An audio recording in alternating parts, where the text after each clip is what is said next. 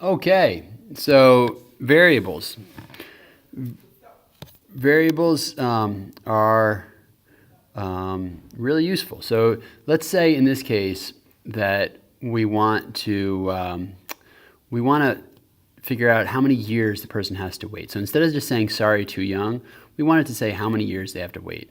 Notice there's a section called variables. It has a lot of good stuff in it. First off, we can drag a variable in, and I'm going to drag it into this section because it's going to happen only if they're too young to vote. So before I set the text, I'm going to say okay, set, and I need to give it a name, and I want to call it X. I'm going to say years that they are waiting. So a 12-year-old would wait 6 years. Well, how many years are they going to have to wait? They're going to have to wait. Well, it's going to be a math equation. However far they are from 18. So I'm going to say 18 minus, well, I'm going to get whatever they put in. So I need to know what their age is. So I'll get the text in the number field. So years wait. And then instead of saying sorry, too young, notice it's all in quotes here. What I'm going to say is sorry, wait, years wait. So I say sorry, wait, plus years wait. Notice it's out of the quotation marks because I want to have it say sorry, wait, and then whatever number this is, whatever variable it is, plus years, and then quotes. Notice years is in quotes because I want it to say the word years. Years wait is not because it's the variable. Let me run this. So can I vote? Well, I'm 20, 24, 23. Yes, you can vote. What if I was only 13? Can I vote? Sorry, wait. Oh, that doesn't look good. I need a space after the wait. So I add a space there. I reset it. I run it. Okay, if you're 13, yeah, sorry, wait 5 years. Looks pretty good. Okay, let's also, every time they click the button, let's keep track of how many people have how many times this has been used. So I'm going to create a variable for that. I drag that outside the on event because in the beginning I want to create this variable. It's not, and then in the event things are going to change. So times used. It's going to start off at 0 because no one's ever used it.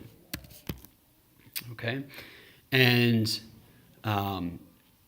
then let's every time someone presses on it, right? I want that variable to go up by 1. All right. So let's see. I probably am going to say x equals x plus 1. So I got to drag every time they click a button in this green section. X equals math. And oh, it's not x, is it? It should be times used. Times used equals times used plus 1. So that variable, every time that someone clicks on it, times used goes up by 1. And now I can keep track of how many times someone has hit the button. And I could put that on the screen, maybe at the bottom.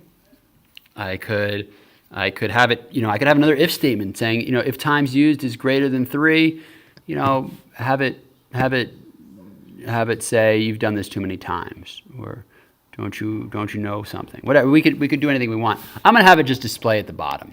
Okay, so I'm gonna create another, just a label, because it's just a little label at the bottom. Oop. All right, I might make it a little bigger than that. That seems awfully small. Okay. Originally, there's going to be no text in it.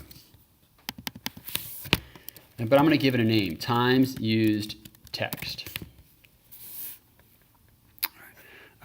So it's maybe make a times used label, I guess would be better. So that's the name of it. All right, so I created a little spot for it down here.